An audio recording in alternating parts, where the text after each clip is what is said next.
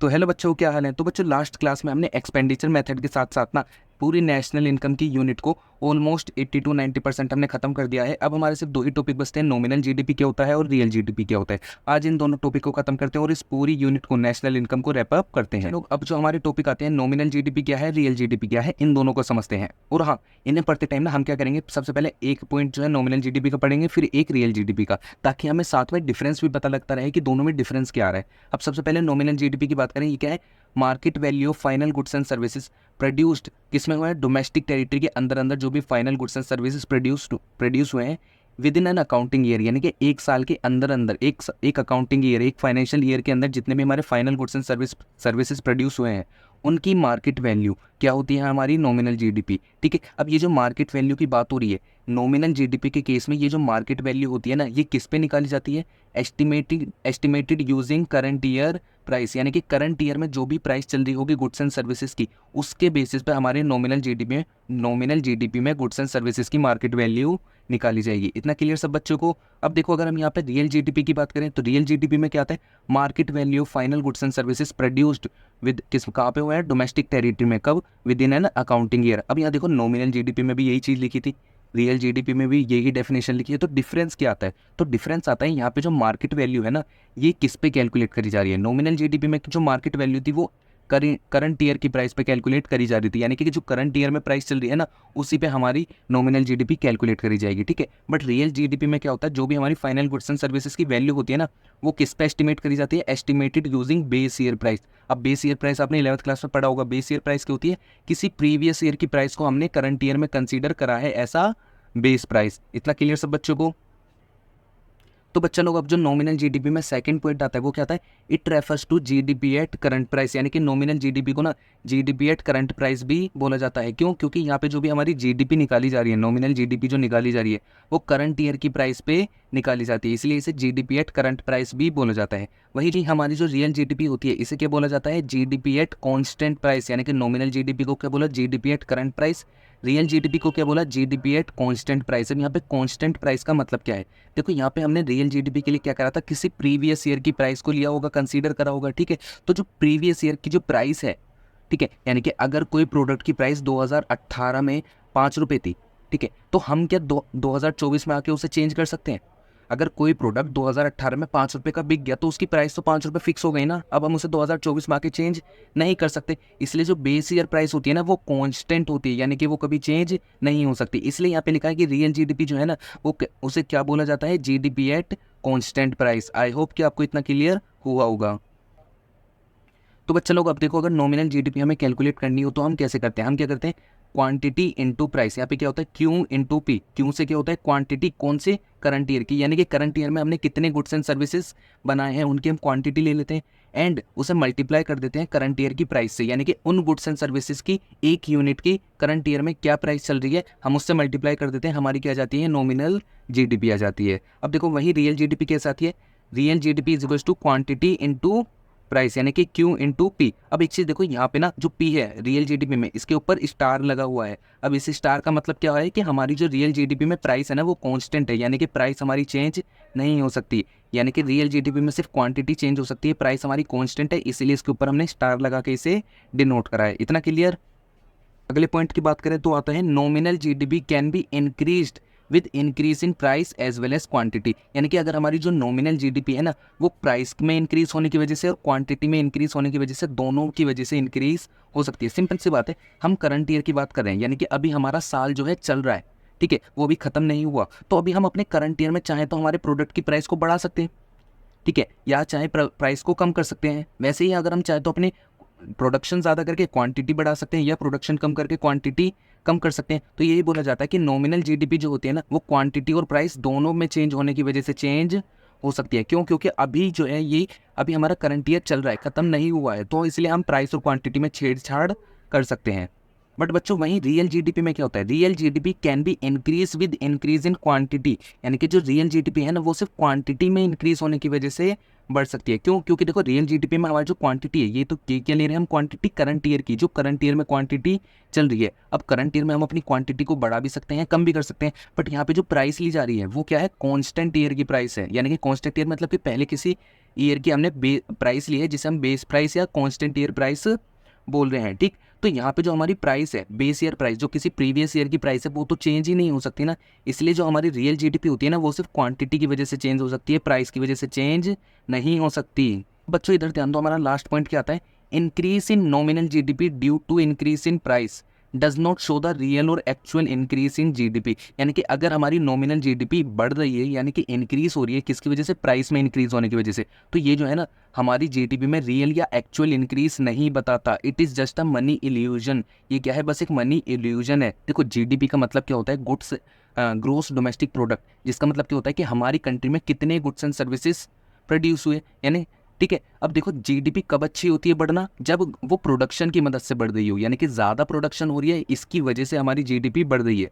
But अगर मान के चलो हमारी जो जीडीपी है वो प्राइस की वजह से बढ़ रही है, फॉर एग्जांपल मैंने क्या बोला कि हमने क्या करा ना, 100 यूनिट बनाए पूरे साल के अंदर, एक यूनिट की प्राइस पहले थी 10 रुपये, ठीक है, यानी कि एक यूनिट पहले 10 रुपये की बिकती थी, तो हमारी नॉमिनल जीडीपी कितने की आ रही थी, 1000 की आ गई थी, ठीक। बट वहीं हमने क्या करा ना, हमने क्वांटिटी तो 100 ही बनाई, बट हमने क्या करा, अपने प्रोडक्ट की प्राइस कर दी सीधा 1000।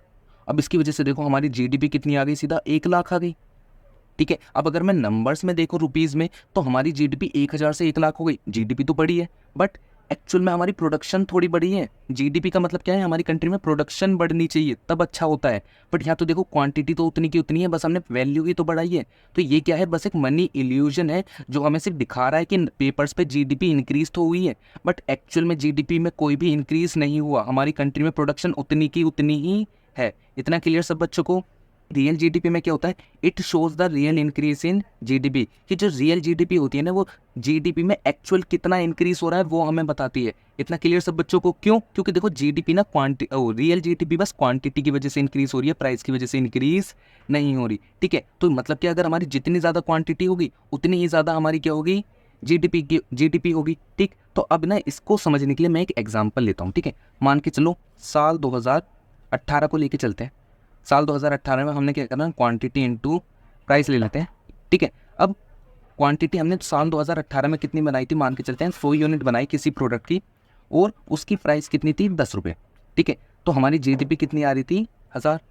अब 2024 में हमने क्या करा, हमने देखा हम उसी प्रोडक्ट की कितनी यूनिट बना रहे हैं, हमने चेक करा कि उसी प्रोडक्ट की कितनी यूनिट बना रहे हैं हम, 1000, और उसकी आज के टाइम पे प्राइस कितनी, और प्राइस कितनी है, हम प्राइस 2018 वाली कंसीडर कर रहे हैं। क्यों? क्योंकि बेस ईयर प्राइस लेते हैं रियल जीडीपी के केस में, तो हमने 10 ही ली। तो यहाँ पे हमारी जीडीपी कितनी आई, 10,000। अब यहाँ देखो हमारी प्राइस चेंज नहीं हुई, बट क्वांटिटी चेंज हुई है, यानी कि हम पहले कम क्वांटिटी बना रहे थे, अब ज़्यादा बना रहे हैं, जिसकी वजह से हमारी जीडीपी में हमें एक्चुअल इंक्रीज देखने को मिला है। इसलिए बोला जाता है रियल जीडीपी जो है ना, एक्चुअल जीडीपी में कितना इंक्रीज हो रहा है वो बताती है। इतना क्लियर सब बच्चों को? आप बस इतना याद रखना, अगर जीडीपी प्राइस की वजह से चेंज होती है तो वो अच्छी बात नहीं है, वो बस मनी इल्यूजन है, बट अगर जीडीपी क्वांटिटी की वजह से इंक्रीज हो रही है तो वो बहुत अच्छी बात होती है। अगर आगे चले तो हमारा अगला टॉपिक आता है conversion of nominal GDP into real GDP. देखो एग्जाम में कैसे क्वेश्चन आते हैं कि आपको नॉमिनल जीडीपी गिवन होगी, आपको बोला जाएगा रियल जीडीपी में कन्वर्ट कर दो, या आपको रियल जीडीपी दे दी जाएगी, बोला जाएगा नॉमिनल जीडीपी में कन्वर्ट कर दो। तो ये कैसे होता है, ठीक है। सबसे पहले देखो, अगर हमें रियल जीडीपी फाइंड करनी होती है तो हम कैसे निकालेंगे, nominal GDP divide bye price index और जीडीपी डिफ्लेटर इनटू 100, ठीक है। ये एक फॉर्मूला होता है, ये आपको याद करना पड़ेगा, बस एक ही याद करो, बाकी सब बाकी आगे के जितने भी फॉर्मूला वगैरह है ना, वो आप एक ही से ड्राइव कर पाओगे, ठीक है। तो देखो यहाँ पे रियल जीडीपी क्या होता है हमने अभी देख लिया, नॉमिनल जीडीपी क्या होता है हमने देख लिया, प्राइस इंडेक्स का मतलब आपको याद है 11th में आपने करा होगा चैप्टर था एक स्टैटिस्टिक्स में, प्राइस इंडेक्स क्या बताता था कि किसी प्रोडक्ट की प्राइस में किसी प्रीवियस ईयर के कंपैरिजन में कितना इंक्रीज हो रहा है। यानी कि अगर कोई प्रोडक्ट 2015 में 100 रुपये का बिक रहा है और वही प्रोडक्ट 2020 में 120 रुपये का बिक रहा है, ठीक है, तो यानी कि वो जो प्रोडक्ट पहले 100 का बिकता था अब वो 120 का बिक रहा है, तो ये क्या हुआ, हमारा प्राइस इंडेक्स जो हमें बता रहा है कि उस प्रोडक्ट की प्राइस में ऑन एन एवरेज 20% का इंक्रीज हो गया है, ठीक। तो ये क्या होता है, प्राइस इंडेक्स। अब देखो अगर हम किस ऐसे प्राइस इंडेक्स को किसी एक पर्टिकुलर प्रोडक्ट के लेवल पे देखते हैं ना, यानी कि एक प्रोडक्ट के लेवल पे देख रहे हैं, तो उस चीज़ को बोला जाता है प्राइस इंडेक्स। बट अगर हम किसी प्रोडक्ट की प्राइस में जो भी चेंज हो रहा है उसे पूरी एज अ कंट्री, यानी कि पूरी कंट्री के लेवल पे देखते हैं ना, तो उसे बोला जाता है जीडीपी डिफ्लेटर। यानी कि प्राइस इंडेक्स और जीडीपी डिफ्लेटर सेम ही चीज़ होती है, बट अगर हम सिंगल प्रोडक्ट की बात कर रहे हैं तो वो प्राइस इंडेक्स हो गया, बट पूरी कंट्री में जितने भी गुड्स एंड सर्विसेज हैं उन्हें एक साथ कंसीडर कर रहे हैं तो उसे जीडीपी डिफ्लेटर बोल देते हैं। बाकी मतलब दोनों का सेम ही होता है। इतना क्लियर सब बच्चों को। अब अगर देखो, अगर हमारे पास क्वेश्चन कैसा आएगा, क्वेश्चन बोलेगा आपको नॉमिनल जीडीपी गिवन होगी 480 करोड़, ठीक है, मैंने एग्जांपल लिया नॉमिनल जीडीपी हमारी 480, प्राइस इंडेक्स बोला हमें 120, हमें फाइंड करनी है रियल जीडीपी। ऐसा ही क्वेश्चन आता है एग्जाम वगैरह में, ठीक है। अब अपनी बुक में भी देखोगे मेजोरिटी ऑफ क्वेश्चन आपको ऐसे ही मिलेंगे, ठीक। तो इसमें हम क्या करेंगे, रियल जीडीपी इक्वल टू क्या कितना आता है, nominal GDP divide bye price index. Nominal GDP कितनी 480, प्राइस इंडेक्स कितना था 120 इंटू 100। हमने सोल्व करा, हमारी रियल जीडीपी आ गई 400 करोड़, ठीक। ऐसे ही हमारा जो अगला आता है conversion of real GDP into nominal GDP, यानी कि हमें नॉमिनल जीडीपी में कन्वर्ट करना है किसको, रियल जीडीपी को। तो इसके लिए क्या हमारा फॉर्मूला होता है, nominal GDP is equal to real GDP into price index या जीडीपी डिफ्लेटर डिवाइड बाय 100। वही सेम जैसे ये वाला, ये इसी वाले क्या कहते हैं फॉर्मूला से हमारा यही बना है, ठीक है। यहाँ पे क्या था, हमारा प्राइस इंडेक्स क्या था, इधर डिवाइड में था तो हमने दूसरी साइड ले गए उसे मल्टीप्लाई में। यहाँ से 100 हमारा मल्टीप्लाई में था, वो आगे नीचे डिवाइड में, तो यही वाला फॉर्मूला बन गया, ठीक। यहाँ पे हमें एग्जाम्पल में क्या दिया, रियल जीडीपी है 400 करोड़, प्राइस इंडेक्स है हमारा 120, तो हमें नॉमिनल जीडीपी फाइंड करनी है। तो ये कैसे निकलेगा, nominal GDP is equal to 400 into 120, यानी ठीक है, यानी कि real GDP into price index divide by 100, कितना है हमारा 480 करोड़ की रियल जीडीपी आ गई। इतना क्लियर सब बच्चों को। अब अगर आपको क्वेश्चन में ना रियल जीडीपी भी दे दे, नॉमिनल जीडीपी भी दे दे, आपको बोले कि प्राइस इंडेक्स या जीडीपी डिफ्लेटर फाइंड करो, तो इसके लिए क्या फॉर्मूला होता है, प्राइस इंडेक्स और GDP deflator is equals to nominal GDP divide by real GDP into 100। ये भी आपको इसी वाले फॉर्मूला से मिल गया, ठीक है। प्राइस इंडेक्स यहाँ पे डिवाइड में, दूसरी साइड जाकर मल्टीप्लाई में हो जाएगा, रियल जीडीपी इधर मल्टीप्लाई में, नीचे आके डिवाइड में हो जाएगी, तो आपके पास यही फॉर्मूला बनेगा, nominal GDP divide by real GDP into 100। अब जो भी आपको क्वेश्चन में वैल्यू गिवन होगी, वैल्यू आपको डायरेक्ट ही गिवन होगी, बस उन्हें पुट करना है और प्राइस इंडेक्स और जीडीपी डिफ्लेटर की वैल्यू निकाल देनी है। आई होप कि आपको इतना क्लियर हुआ होगा। ये आज का हमारा लास्ट टॉपिक हो, जो पूरी नेशनल इनकम की यूनिट है, इसका भी ये लास्ट टॉपिक होने वाला है, ठीक है। तो ये क्या है, जीडीपी वेलफेयर। देखो, welfare of people is measured in terms of availability of goods and services, यानी कि देखो लोगों का जो वेलफेयर हो रहा है, यानी कि लोगों का जितना भी भला हो रहा है, वो किस में मेजर करा जाता है, availability of goods and services, यानी कि लोगों के पास कितने गुड्स एंड सर्विस अवेलेबल है। अब देखो, जितनी भी ज़्यादा जीडीपी होगी ना कंट्री की, तो ये माना जाता है कि जितने भी गुड्स एंड सर्विसेज प्रोड्यूस होंगे कंट्री में, उतनी ही हमारी क्या होगी, जीडीपी होगी ज़्यादा, ठीक है। तो वो जो है जितनी भी पॉपुलेशन होगी ना, यानी कि कंट्री में जितने भी लोग हैं, तो उतनी जितनी भी हमारी प्रोडक्शन हुई थी गुड्स एंड सर्विसेज की, तो वो goods and services equally distribute होंगे कंट्री में हर एक के पास, तो क्या होता है, हमारा जीडीपी वेलफेयर होता है, ठीक है। अब देखो, वेलफेयर कब अच्छा होगा, जब हमारी जीडीपी इंक्रीज होगी, ठीक है, क्योंकि जीडीपी जितनी ज़्यादा इंक्रीज होगी उतनी ज़्यादा गुड्स एंड सर्विसेज प्रोड्यूस होंगे और लोगों को उतना ही ज़्यादा वेलफेयर होगा, ठीक है। अब देखो यहाँ पे क्या लिखा है, real GDP is considered as an index of the welfare of the people, यानी कि रियल जीडीपी को ना जीडीपी वेलफेयर का इंडेक्स माना जाता है। क्यों, क्योंकि देखो रियल जीडीपी ना सिर्फ क्वांटिटी की वजह से इंक्रीज होती है, प्राइस की वजह से इंक्रीज नहीं होती। लास्ट पॉइंट क्या लिखा है, higher the growth of GDP greater is the flow of goods and services, यानी कि जितनी ज़्यादा जीडीपी होगी उतना ही ज़्यादा हमारा गुड्स एंड सर्विसेज का फ्लो होने वाला है इकोनॉमी में। तो बच्चों, अब जो अगला टॉपिक आता है वो आता है लिमिटेशन ऑफ जीडीपी वेलफेयर, यानी कि देखो जीडीपी वेलफेयर की कुछ लिमिटेशंस है। सबसे पहले आता है अनइक्वल डिस्ट्रीब्यूशन ऑफ इनकम, यानी कि हमारी कंट्री में जितनी भी नेशनल इनकम होती है, यानी कि जितनी भी जीडीपी हो रही है, उसका मोटिव क्या होता है कि जितनी भी इनकम जनरेट हो रही है इकोनॉमी में, और जितने भी लोग, यानी कि हमारी कंट्री में जितनी भी पॉपुलेशन है, वो इनकम उस पॉपुलेशन तक इक्वली डिवाइड होनी चाहिए, यानी कि सबके पास पैसा इक्वली डिस्ट्रीब्यूट होना चाहिए। बट ऐसा तो कभी होता नहीं। हमारी कंट्री में क्या होता है, जितने भी लोग अमीर हैं, अमीरों के पास ज़्यादा गुड्स एंड सर्विसेज चले जाते हैं, यानी कि उन्हें ज़्यादा रिसोर्सेज मिलते हैं, और जो गरीब होते हैं उनके पास पहले से ही बहुत कम होते हैं और उन्हें और भी रिसोर्सेज अगली बार कम ही मिलते हैं। इतना क्लियर सब बच्चों को। सेकेंड आता है, तो बच्चों लोग अब जो अगला पॉइंट आता है वो आता है कंपोजिशन ऑफ जीडीपी। इसका मतलब होता है कि हमारी कंट्री में जो जीडीपी है, जो नेशनल इनकम है, उसका कितना पोर्शन कहाँ लगा हुआ है। कंपोजिशन मतलब कहाँ लगा हुआ है। अब एक चीज़ देखो, ये हमारी लिमिटेशन कैसी है जीडीपी वेलफेयर की, मैं इसका एक एग्जांपल लेके बताता हूँ। हमारी जो नेशनल इनकम होती है और जो हमारी कहते हैं या फिर जीडीपी होती है, उसका काफ़ी बड़ा पोर्शन ना डिफेंस पे खर्चा किया जाता है हमारी कंट्री में। डिफेंस पे जैसे हो गया वेपन्स खरीदना हो गया, या और भी हमारी जितनी भी मिलिट्री फोर्सेस है उन पर बहुत ज़्यादा खर्चा किया जाता है। अब इन पे जितना भी पैसा खर्चा होता है, ठीक है, उसकी वजह से कंट्री में जो बाकी लोग हैं उनके हिस्से में जितने गुड्स एंड सर्विसेज आने चाहिए थे उनका पोर्शन कम हो जाता है, ठीक।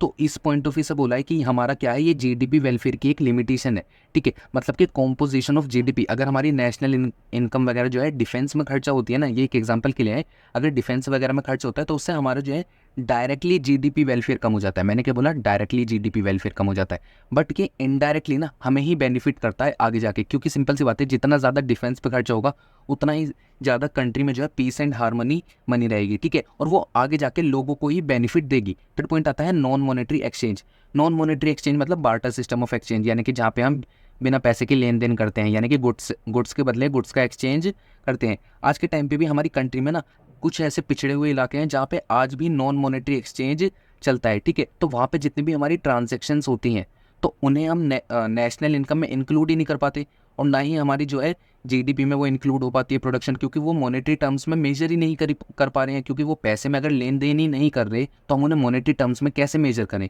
ठीक। तो ये भी हमारा क्या हो जाता है, जीडीपी वेलफेयर की एक प्रॉब्लम हो जाती है। हमारा लास्ट पॉइंट आता है वो आता है एक्सटर्नलिटीज। एक्सटर्नलिटीज मतलब क्या होता है, अब इसे अच्छे से पढ़ना क्योंकि ये इंपॉर्टेंट है और ये एग्जाम में डायरेक्ट पूछा जा सकता है। इसका मतलब अब देखो होता क्या है, good and bad impact of an economy activity without paying price और पेनल्टी फॉर दैट, यानी कि इकोनॉमी में कुछ भी ऐसी अच्छी या बुरी एक्टिविटी हुई जिसका हमें फ़ायदा हुआ, जिसने हमारे वेलफेयर में एडिशन करा, बट उसके लिए हमने ना तो कोई प्राइस पे करी और ना ही हमने उसके लिए पेनल्टी दी, ठीक। तो ये क्या होता है, एक्सटर्नलिटीज़ होता है। अब ना इसके हमारे एक्सटर्नलिटीज़ जो होती है हमारी दो तरह की होती है, एक तो पॉजिटिव एक्सटर्नलिटीज़ और एक होती है नेगेटिव एक्सटर्नलिटीज़। इसके मैंने एग्जांपल लिखे हैं, ये देखते हैं ताकि आपको ये अच्छे से क्लियर हो जाए। सबसे पहले बात करें पॉजिटिव एक्सटर्नलिटीज़ कौन सी होती है। इसका मतलब क्या है, mister X maintain a beautiful garden and mister Y, जो क्या है नेबर है किसका, मिस्टर एक्स का, यानी कि मिस्टर एक्स का पड़ोसी है, एंजॉयस इट, यानी कि देखो गार्डन बनाया मिस्टर एक्स ने, पैसा खर्च करा मिस्टर एक्स ने, मजे कौन ले रहा है, उनका पड़ोसी मिस्टर वाई, ठीक। और गार्डन क्या कर रहा है, मिस्टर वाई के वेलफेयर में ऐड कर रहा है, क्योंकि गार्डन बन गया, अच्छे खासा पौधे लग गए,